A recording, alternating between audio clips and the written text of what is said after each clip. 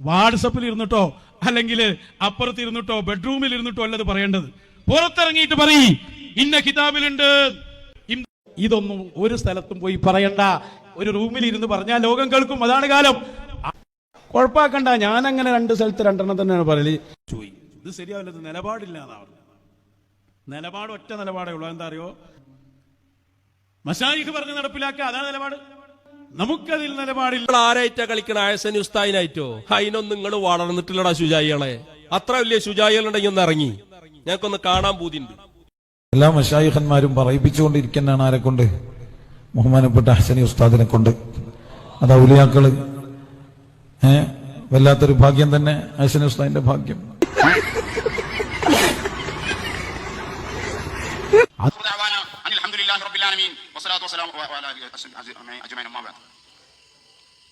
ചൂടായിട്ട് നമുക്ക് പറയാൻ പോവാണ്.